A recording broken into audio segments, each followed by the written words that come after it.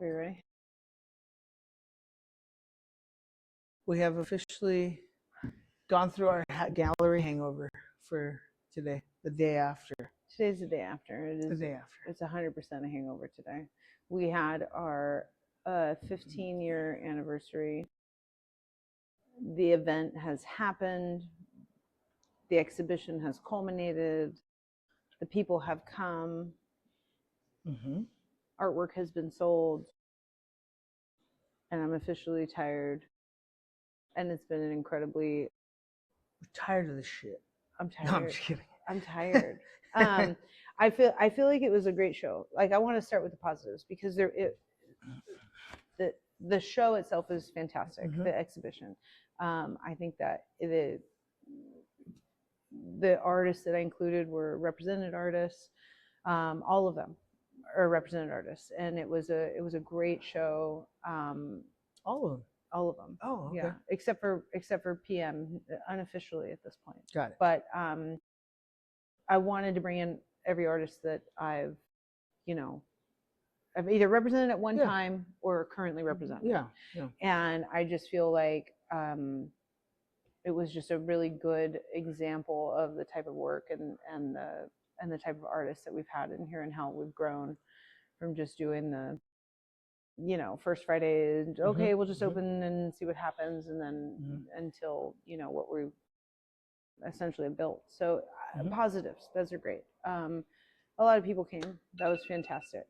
That's probably not good for the pod. Probably not good for the pod. And so it was just it was a good crowd, and we had I think the intention was there to have this like mega, like a mega event, and I think we had a mega event. I mean, it was a lot of people that came out. We had some really old faces come in, which was fantastic. Yeah. A lot of former resident artists, and that was good. I think the frustration lied in the event itself was I think we might be done with the fundraiser portion of our program. I don't know how to explain it. Is that like it's not it's not it's just our lane? Yeah. Yes, that's a good way to put it. It's not in our lane, and although our intention is there, and is genuine, I think we've found now that that's a whole separate animal. Yeah. And it in general it ends up being a little bit different for the prepreration, the marketing aspect, the volume, the of volume extra work that goes in. Yeah, exactly. I mean, I don't want to say it took away from things necessarily. Like I think the show is still phenomenal. Yeah. But it's a whole different strategy, and then the vibe of the night is not our regular vibe. Yeah. Well, I'm glad you started with positive. Am I not? Is that not? No. Is there more? Like what? No. Well, I mean, no.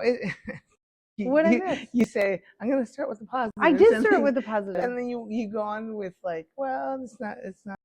I did start with a positive. We had a crazy good. I mean, our attendance. Let's just keep going on that for right now. Let's just say that we are so grateful that, first of all, we've made it to 15 years, and we are really encouraged by the community, our guests that come by, and from everything from people that have been coming for years and years to the very newest people that walk in for the first time, like last night, that are just like, oh my gosh, like this is amazing. I can't believe there's so many artists in here. I can't believe there's so many creatives. This community seems amazing. So I'm just so happy that we made it this long, that we have been able to build this, and it's because of everybody else here. It's because of the tenants that we've had from over the years, to the current tenants now that have brought new life into this place, and in such a balanced way. Yeah. We have the new co-working space that is also bringing a new little wrinkle in here, which is great. Yeah, just so I just, staying on that topic. I mean, we are thankful for everyone who participated last night, who, whether it was a guest, whether it was musicians. Thank you, Hekar, and the rest of the musicians that Maya that played. Roger, thank you, Roger. So yeah, I mean, 15 years. What you've done with the gallery has been awesome, amazing. The caliber of work that you've brought in over the years is just really wowed everybody, including myself. So kudos to you that has really done that and brought that up, which has also brought to the community. I feel like we just really quickly, we were talking about, the new people that come in. We've been here so long that we've seen the city completely flip. I mean, it was Midtown was not like, it was fine. It was adequate. We were probably one of the one of the pioneers here in this area. That is true. In this specific in this area. Little section. Yeah. And we just it's like we just kind of hung on for dear life for so many times, for so many years. The first 5 years is exactly that. We're just hanging on by a thread. Hanging on by a thread. And we still, I mean, people were still coming out to see us, right? And so we still have some of those old core group that will come and see us for everything. And but then we have this new wave of residents, the citizens that have moved to this city because of all the new growth, and they're just finding out about us.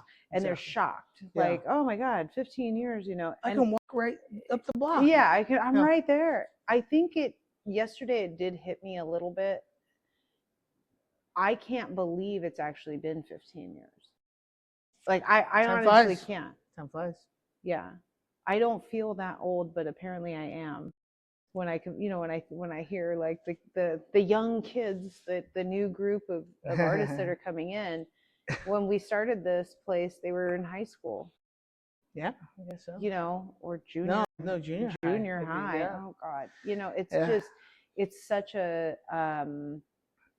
it's just a wild kind of concept, because to me, it is evolved, but we've seen it every day. So I think to have those new eyes on it and really be complimentary, it makes a big difference. It's like, oh wow, we did something. So thank you to everyone. Yeah, thank you to everyone. Let's move on. I want to move on. Okay. Let's move on to what you had to deal with this week. I think everyone needs to know. Everyone needs to know. Yeah. Well, here, like which thing? Yeah. Yeah, which part? Well, look, the reality of putting together a show is it's incredibly stressful. That is, even though we try to make it as least stressful as possible, it is incredibly stressful, and everything has to work. Everything has to be in the cog for it all to come to fruition. So anytime somebody throws a wrench in that, I think because it's show week, I definitely get a little bit more on edge. Like if somebody throws a wrench, at me, like, in the middle of just a regular day. But can we talk about the not name any artists? We never name artists. We're not going to name artists. But imagine I'm talking to you guys. Imagine being an artist, having your work displayed, having your work sold, and then complaining about it. Oh yeah, that was how about that? That was a doozy. Okay, so story time. Story time. So basically, just I'm going to get off topic. Let's do the story, and then I'm going to go back and really, really examine it because it really does kind of get me. So basically, we had an exhibition cycle, and obviously the goal is to sell work. We sold work, and not all of the work sold. So 1 out of the 3 that were sent sold, and so of course 2 have to be returned. 1 is for sale. And so we're a specific artist? Like one artist had 3 pieces in the show? Yes. So they did ship, this was an out of town artist, which I do have visiting artists that can be from out of town, out of state, out of the country. So one sold, 2 had to be shipped back. And so that's, look, I would like to bat 1,000, okay, but I just can't all the time. I don't, and if you can, please teach me, because I would like to learn. If you bat 333, you're getting a big contract in Major League. There it is. That's you're making millions. There you are. So 1 out of 3, that's good. There it is. So I just so then what it boiled down to was hey, and I had told everyone, like I tell everyone in the contract, like, or in the agreement and in the contract, like, send a prepaid label so that as soon as the show's over, our it makes everything fluid on our end. And then I had gotten contacted asking if I was sending the workers back, and I honestly, because I'm in show mode, and I'm like, yep, we're packing everything up. We should have everything out by the end of the week. If you have your label, you're good to go. If not, please send now, and we'll get it going. Again, show week. I mean, I'm barely checking the emails. You're focused on I'm show. focused on getting the stuff up, but I also need to check emails and communicate. So that I just didn't think anything of it, and that was it. And then I get an email that was pretty snarky, and I thought you were going to read it. I don't want to read it. Okay. I don't want to read it because you're scared. I get it. It's not that I'm scared. It's not that I'm scared. It's because I know. Here's the thing. I'm gonna read it in a snarky jerk voice, and I don't want to do that to like make fun of somebody, if that makes any sense. Whatever. Just tell them the clip notes. Okay. So and basically this email, the gist of the email was, I can't believe I have to pay for shipping, and basically all the profit I made from the sale now I lose it in the shipping costs. I mean, I'm just confused because everything is clear. If the visiting artists, the represented artists are here full time. Okay, represented artists, we have all of this down. We're showing. We have this rapport and this relationship. When I invite a visiting artist into the show, it's usually from a rolling call. So hey, I'm looking at artwork. What's going to come into the show? What can be complimentary? Is this art? I've already gone through this entire consideration process. So I've already spent the time to consider and select this person. I've done the research. I know who they are. I can see the artworks. I know how they're going to fit into the show. And now I've extended an invitation, right?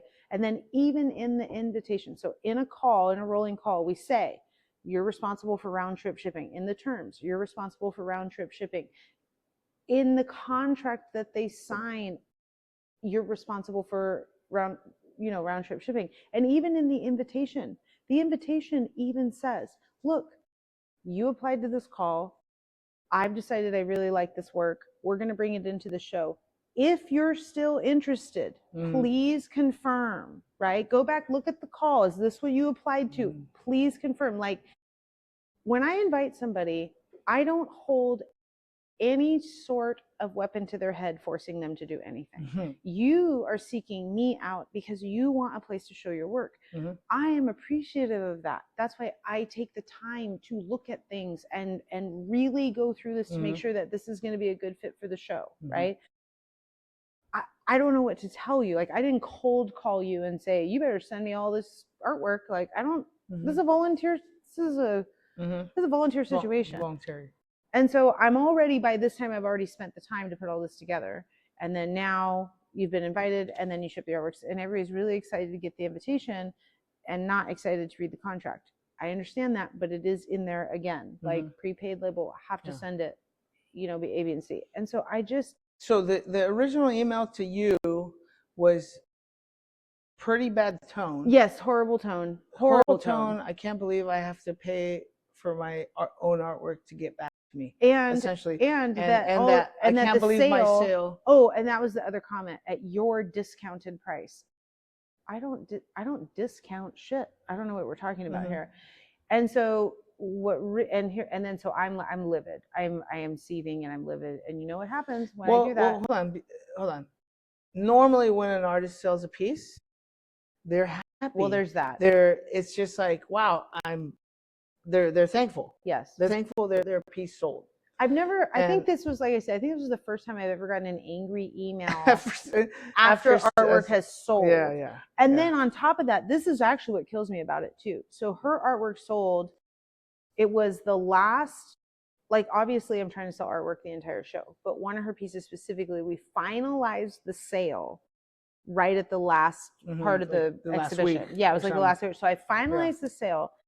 She is paid out literally within 24 hours of when those funds hit my bank account, right? When the funds have cleared and they're deposited, less than 24 hours, or literally the next morning, here is your money. Which sidetrack. Oh, total sidetrack. Yeah. Sidetrack.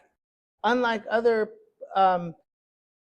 galleries or organizations or whatever you want to call them, have been in the news lately for essentially ripping off artists. Yeah, the whole gallery. And not paying their artists for sales for the whole of New York owes artists like $50,000. Wow.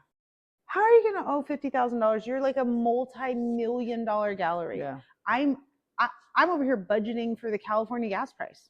Like I'm just a regular little business owner. Yeah. But in the age of Cash Apps and in the age of like, I mean, I'm sorry, when you're going to get paid when I get paid. Yeah. That's how that's going to work. You know, now finalizing the sale can always take a little while because people kind of go back and forth and something might be pending, you know, and I generally don't tell people that it's sold until I know it's sold and I'm getting that money. So basically, if somebody, let's just say if somebody comes in, oh, I like that piece, boom, I'm going to Venmo you right now. If you have the Venmo, you're going to send that Venmo to the artist.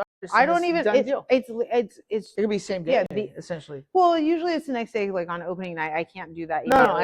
But the premise is. But generally speaking, like that's why I say I pay everybody out in 5 to 7 days because that's generally how long. Sometimes if it's a new client, the PayPal will take a little bit longer. I've actually had a hold on a Venmo for 11 days. Wow. Because Venmo. It was because it was a out-of-state person. The transaction happened here, but then there might have been, you know, it's like you never know what the little fraud alerts and stuff will do. So in that particular case, there's always an outlier. But that's why I say 5 to 7 days from the time my funds are clear, 5 to 7 days. But in this case, it took how long to pay her? Oh no, it's 20. Or him? I don't know. I think I had told her that I had the sale. I can't remember if it was a Saturday or Monday. I couldn't remember what that day was. Okay, look, we have the sale. The transaction was initiated through a PayPal. It was a brand new client, so that usually says like 1 to 3 days. In this case, it took like all 3 days. But then literally it was like I had it cleared, and then the next morning I pay her out like, here it is, here's your money. So you've been paid. So back to the story. So then she's already been paid for this already, and then we fast forward to it's time to send stuff back, and I'm getting a shitty email about it, and I'm so upset. I'm seething, and then I'm in the middle of show week, and what do I have to do? I'm spending an hour drafting an email because I don't want to sound like a complete bitch, but I also need to make this a learning experience because I'm just confused. And I've never gotten an angry email for an artwork that has sold. But here's the thing. The whole discount and price thing irritated me because she's a visiting artist. First of all, if artwork is completely or insanely overpriced and it's an artist I don't know, I most likely won't even select them because unless I can verify through the resume, which I do, if I really like something and I see they have a high price point, like, you know, artwork that I've never seen before, if their price point super high, but I can go and look through their resume and I can actually see that those price points were also at other galleries or there's just like a record of sales. You know, you can go online, you can find, you know, past, like, especially if they've sold work online, there's usually a record of sales somewhere. So if I can verify that that is not just out of outlandish, but if it's a fairly reasonable price for what I can see, the visiting artists will usually always set their own price points. I rarely argue with them. Look, if you know that this is your market, you can ask me, I can guide you, I can tell you, but you're a visiting artist. And it's your price. It's your price is your price. If you think that that's what you have to make back, like I said, unless it's completely out of this world, I generally won't say anything. You know, and so I brought in the work. The work was impeccable. and that's why I brought it in. It was nicely done, well executed, beautiful colors. I mean, obviously other people enjoyed it. We got a ton of feedback how gorgeous it was. This particular buyer thought about it, you know, wanted it. We had to have a conversation about it. It was work that I put in to finalize the sale. And so then finally it was like, okay, hey, show's closing, like we got to get, you know, and then they bought the piece, right? So, but you have this back and forth communication of things, and then, you know, first they meet you here, I'm talking to them, like, anyways. So then, but at the opening reception, this artist came to the reception, which I'm always grateful for, especially if they're out of the area. So I was very happy. I think it was a wonderful reception. Everyone seemed very happy. But at the reception, she wanted to have my advice on the price point. And I told her, like, flat out, I think they're too high. And these are the reasons why. It's not that I'm not saying that you're not valuable. What I'm saying is you're a visiting artist out of this market. You know, this is a different medium. This is, you know, I go through my list, and I said, I think you can, in my experience, my opinion, I think if you bring it down to a certain price point, you'll have a better chance of getting a sale, right? Now, I'm not telling you to do that. You're a visiting artist. You can set your own price points. But if you're asking my opinion and you're starting with, I'm thinking these prices might be too high, I'm going to go ahead and tell you, yeah, I think that they could be a little bit lower, especially for a number of reasons. This is a hard market. We're our art sales, we're doing our best here. And like, it takes me 3 times the amount of work that it used to get one sale because of how people are very stingy with their money, and rightfully so. Everything's expensive. And so we have this conversation. She's like, you know what? Let's just do it. I want a sale. Let's bring it down. Like, and I'm like, okay, great. I'll change prices. No problem. So, would you? And just out of curiosity, would you say it was like 20% lower from her original asking price, 10%, 50%? I'm just curious. I can't even remember now. It was not 50%, nothing like that. So nothing crazy. No, it wasn't anything crazy. Like 20% lower. I honestly have to go back and look, but I don't remember. I think it might have been maybe around like $500 less. Now I'm gonna have to go back and look. But you know, they were pretty. It was pretty high for what they were, but and I did, and lo and behold, I was right. We got a sale, right? It was a little bit of a better price point. You know, it was just look. It at the end of the day, art is worth what somebody's willing to pay for it, and this was the culmination of things that happened. And so, so you get the email, you have to respond. I have to respond, and so I have to. The approach that I always take is that I write the email, and then I have to go back and edit, because I know off the cuff, because even though I'm so angry about something, not only do I want to remain professional, but I want this person to understand that this is like, I am also running a business, and just like I think art is valuable. The art that artists make is valuable, but they are one part of this industry, right? Like, there's a whole wheelhouse that has to happen for a sale to culminate. Okay.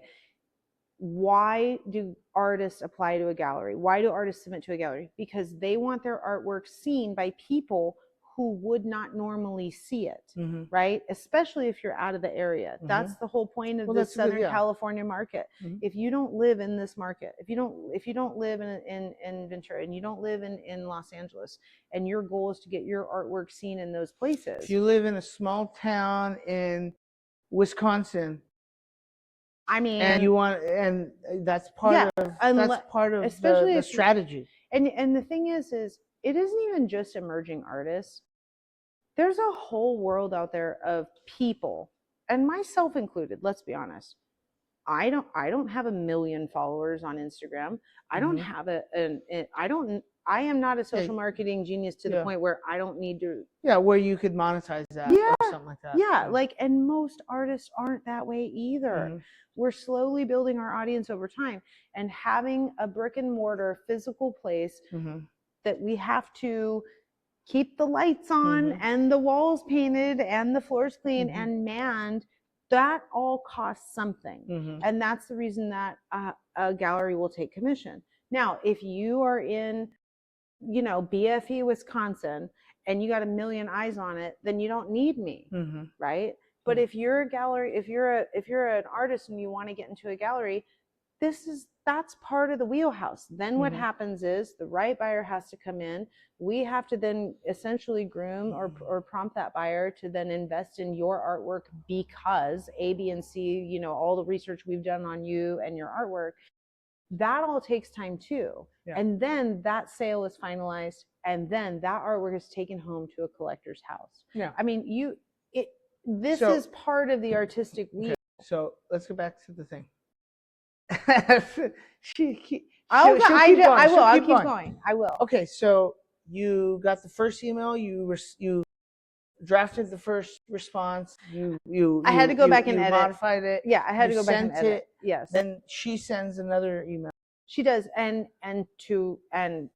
look, to her credit, she apologized. She told me she didn't mean to sound like it was she was taking out her frustrations on me, and for me, I just, you know, at that point, I'm no problem. Thank you. Water under the bridge. Let's move on. Glad we could resolve it. Like, I'm not going to badger somebody about it, you know, but I think that is part of. But I think this was a learning lesson for this artist. I hope so, because, because I hope she learns that that's not the way you approach something like that. No, in general. And like I said, I understand being frustrated at something. I'm frustrated all the time, but you can't. Yeah. Like, if she would have edited her email before she sent it, we probably wouldn't even have had a problem. You know, but it does take away. That's part of that is part of Show Week, is it does take away. So that was just kind of a big, not only wrench, but emotional, like, oh my God, like, I can't believe, like, I have to respond to this. And you have to. Yeah, and you have to. Obviously. And you have to, because if you don't, it just gets worse. Yeah.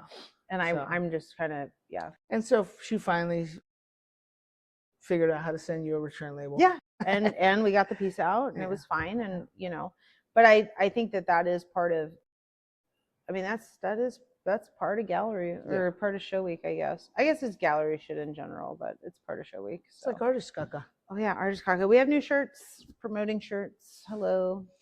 Any artists shirts that want to sport this beautiful Artist Caca? Artist shit. It's better than artist shit, that's for sure. Yeah. I prefer Caca over. I do too. Yeah. So, anyways, but this was part of what we did for the big 15. We love our shirts. We like to print cool shirts. We printed some new ones. We wish we had more time to. We have so many ideas for shirts. And so many great, at least what we think is great. I think we're the only ones that think it's great. No, we sold a couple of these last night. But we wish we had more time to dedicate to making our own merch. But we did some new merch for the event last night, and so we still have a lot left over. And it'll be in our little. Is that like our little retail merch section? Our little gift shop. Yeah.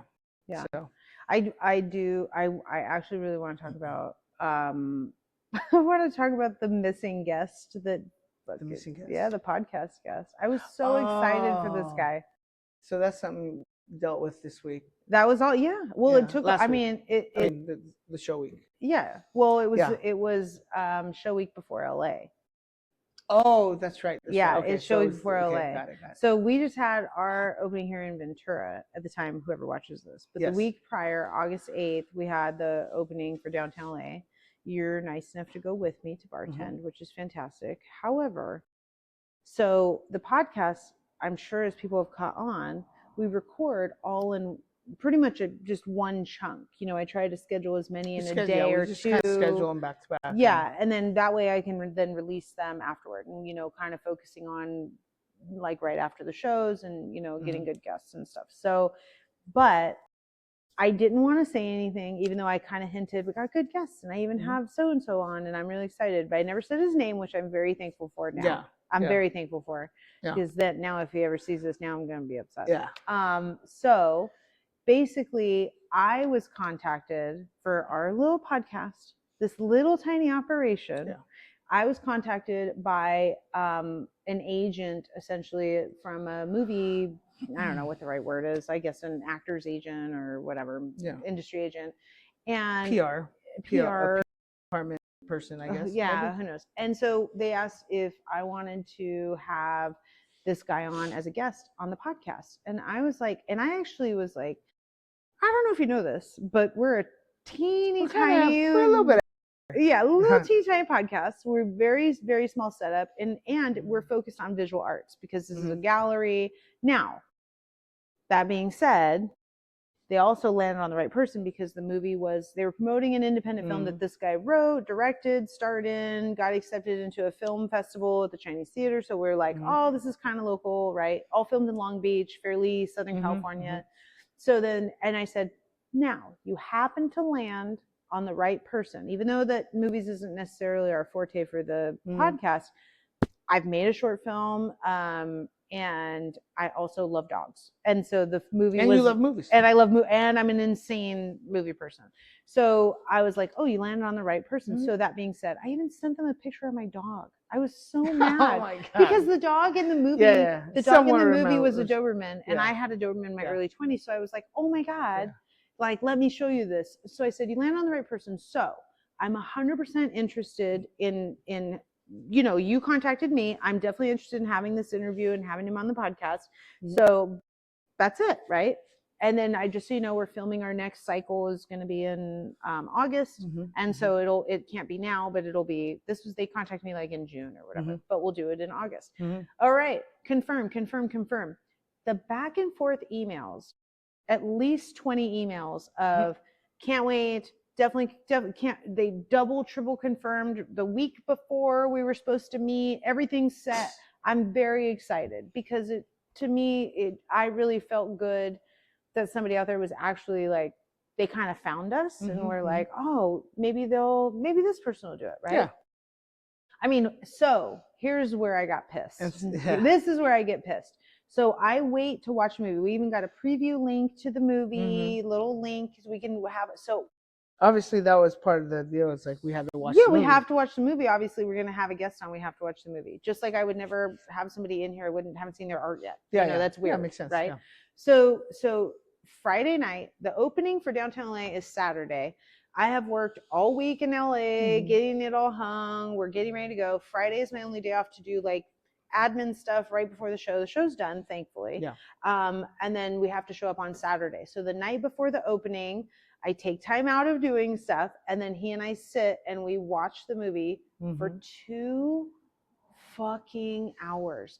What independent film is 2 fucking hours long? I'm like, first of all, I'm already mad because I was like, no, it's only like an hour. I think it's like a short film. Nope, I was wrong. Yeah. 2 hours. So we watched this movie and we're sitting there. Now, there was a dog in it. That was the only reason we got through it. Let's be honest. Yeah, that was the only reason we got through it.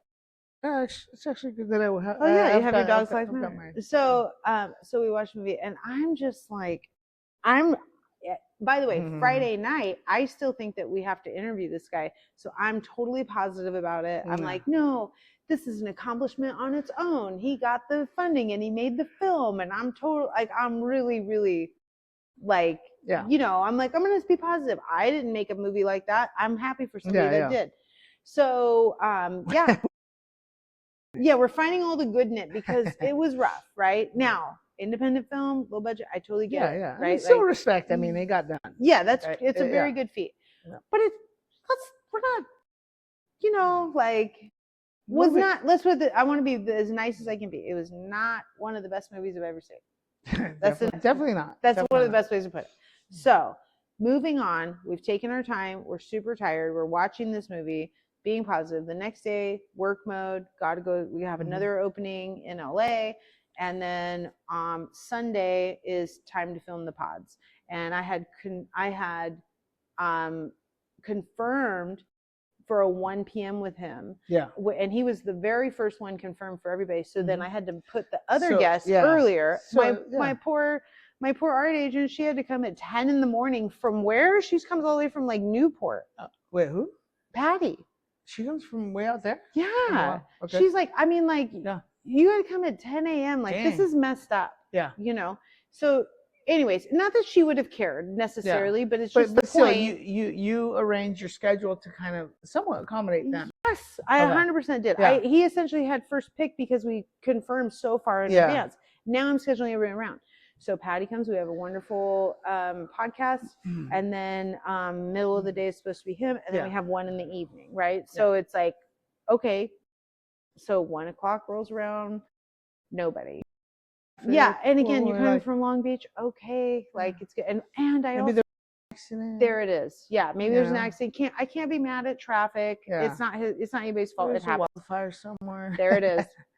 Earthquake we didn't know about. And so so then 1 o'clock rolls around, 1:10 rolls around. About 1:15 I'm like, okay, you know. So I email the management company and say, hey, we had so and so confirmed, and I just want to make sure that one, he's not lost, because I never exchanged phone numbers with him, so it's not like I could just like I just had their info. Yeah. I said I just want to make sure you were talking to his people. His people. I'm talking to the people. The people. So that I tell the people, hey, just want to make sure he's not lost. Also, if there's a traffic issue or anything, please just let me know. Like we'll, you know, we can, I don't know, can figure something else. And so then, nope, nothing. Didn't say a word. Didn't hear anything. I'm like, okay. So literally just. So basically no fucking show. No email. No text. No text. Nothing.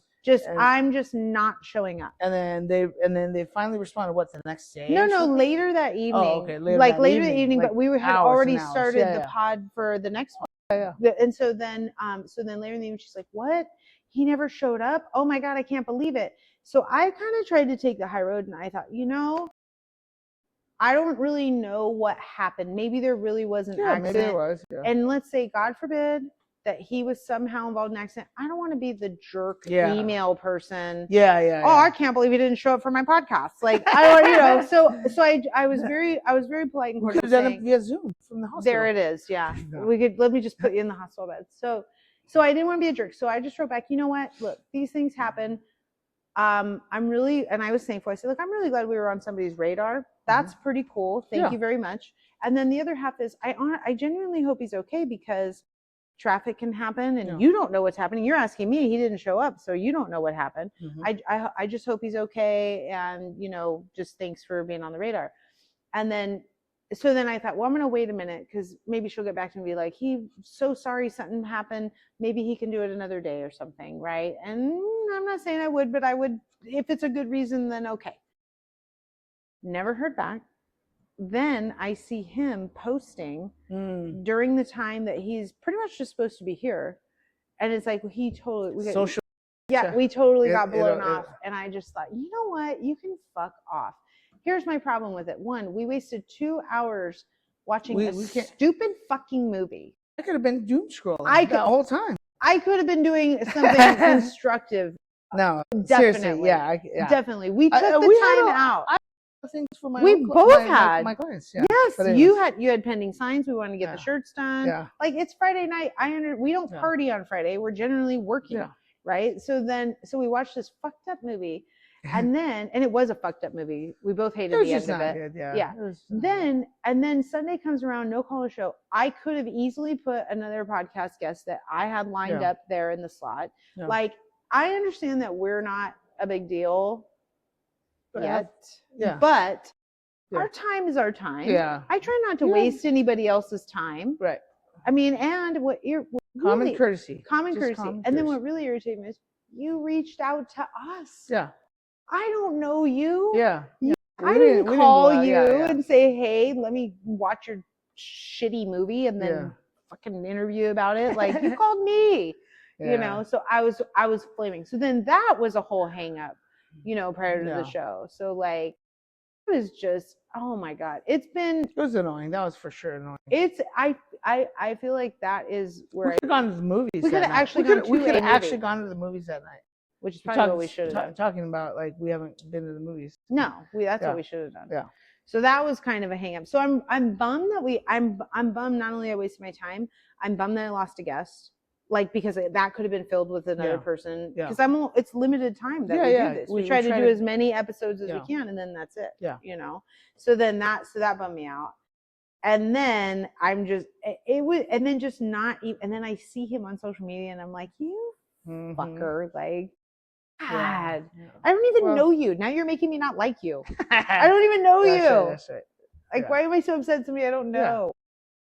And the movie was not good. It was not good. Well, here's the thing is, not only was it not good, but even from somebody that's not my industry.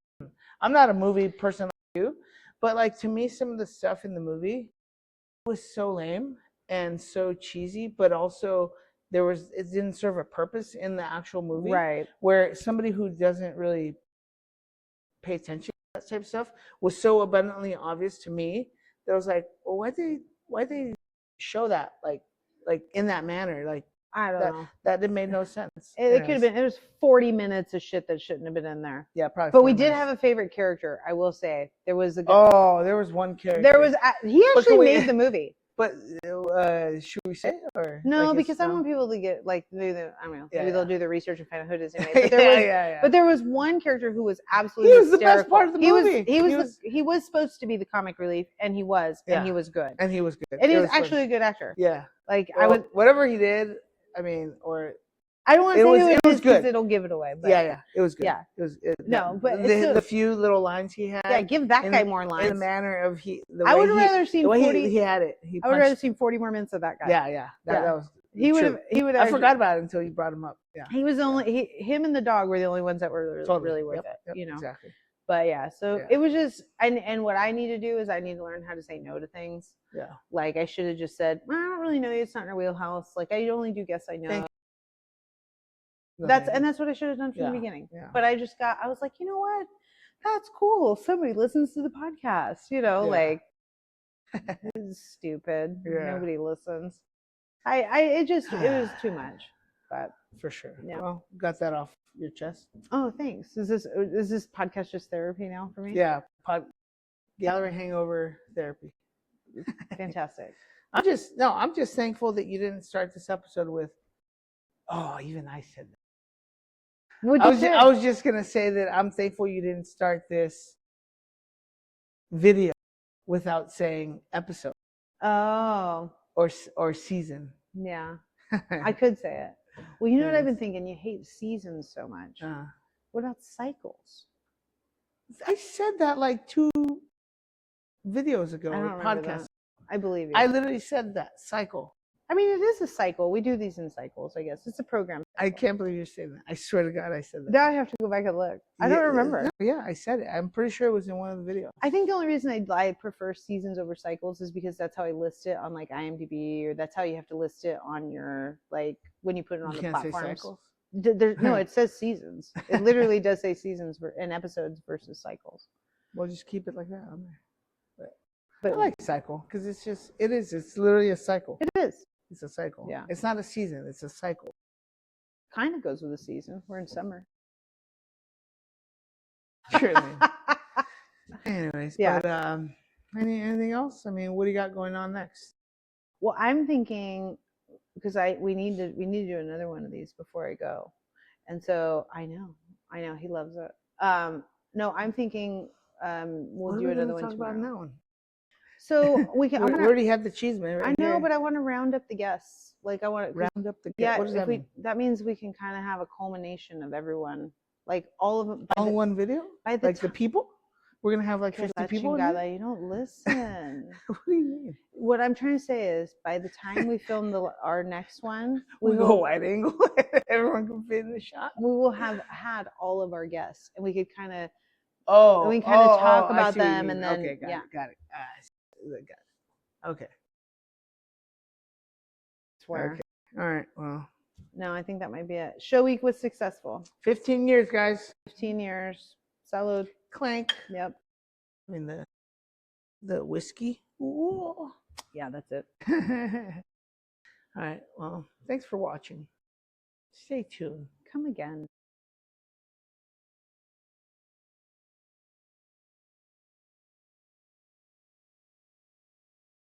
Do you think nobody can see